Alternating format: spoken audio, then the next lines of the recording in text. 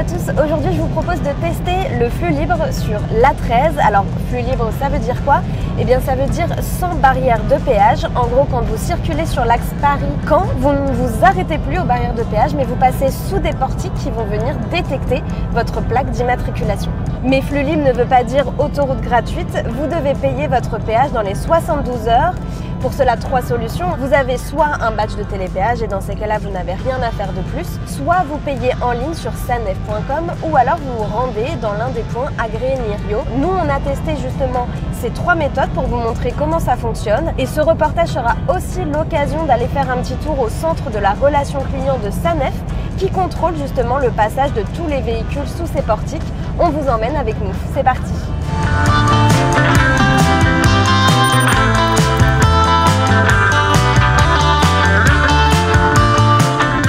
On arrive sur les anciennes aires de barrières de péage, donc on peut le voir, hein, on a des chenaux. En fait, c'est les voies de circulation qui contournent les anciennes barrières de péage, donc c'est des zones particulièrement dangereuses. Si vous avez un badge télépéage comme nous aujourd'hui, vous n'avez rien à faire de plus. Vous allez entendre un petit bip en dessous de chaque portique une fois que vous allez les dépasser. Notre badge a bien été détecté. Il est vraiment important de bien la poser sur le pare-brise, donc à gauche ou à droite de votre rétroviseur. Si vous l'avez dans les mains et que vous faites comme ça sous les portiques, ça risque de ne pas passer et dans ces cas-là, ça peut poser problème au niveau du paiement.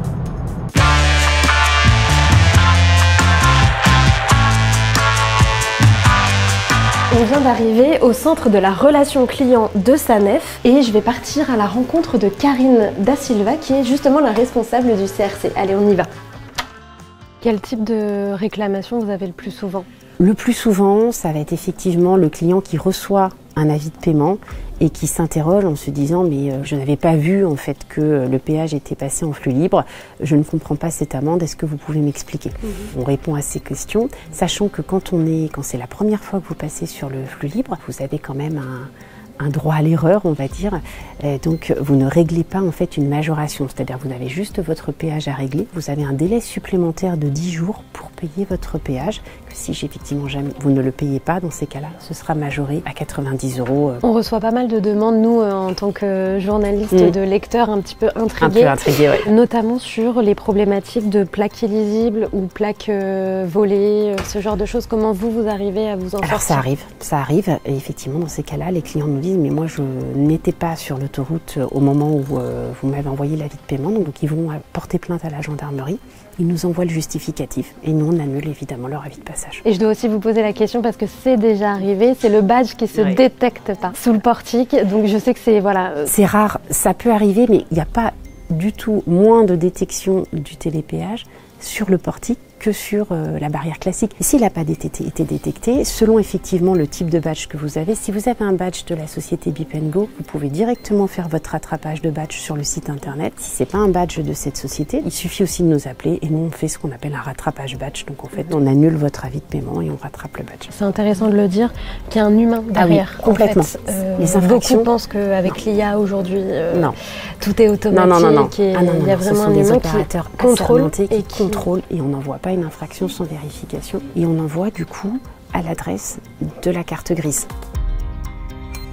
On est passé sous 2 portiques. Du coup, dans l'idée, c'est de retrouver notre voiture si possible, voir si si le badge a bien été détecté. Vous avez votre plaque d'immatriculation. Oui. Vous aviez bien un badge qui a été détecté les 2 fois.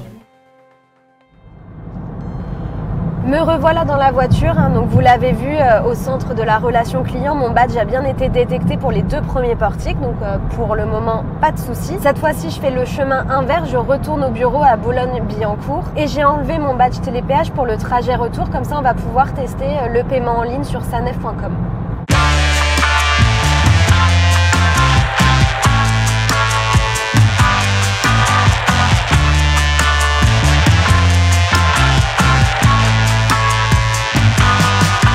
Donc ça y est, je suis de retour au bureau et garée, je vais pouvoir payer mon trajet retour. Donc il suffit de se connecter sur sanef.com et ensuite vous avez 2 solutions. Donc payer depuis votre compte client si vous avez déjà créé un compte ou payer sans se connecter. Donc pour moi, je vais prendre payer sans se connecter.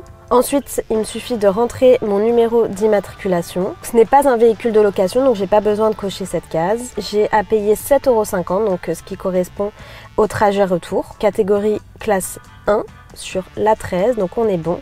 7,50 €. J'ai choisi mon moyen de paiement, donc la carte bancaire. Là, on me demande de créer un compte. Donc pour le coup, moi, je n'en ai pas besoin puisque j'ai mon badge télépéage normalement.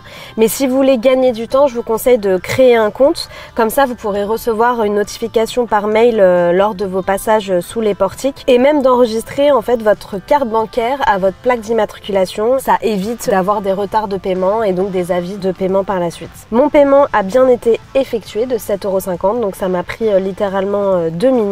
J'ai bien reçu mon justificatif. Donc normalement, je ne devrais pas avoir de soucis. Si vous ne souhaitez pas payer en ligne, vous avez une troisième solution, c'est celle d'aller chez un des buralistes du réseau agréé Nirio. Pour trouver cette liste et cette fameuse map, vous allez sur le site sanef.com. Sur la page d'accueil, vous cliquez sur En savoir plus et ensuite vous descendez chez un des buralistes du réseau agréé Nirio. Donc vous cliquez dessus et ensuite vous allez pouvoir trouver un point de paiement le plus près de chez vous. Ici, nous sommes à Boulogne-Billancourt. Je vais mettre l'adresse exacte de chez Roule Média.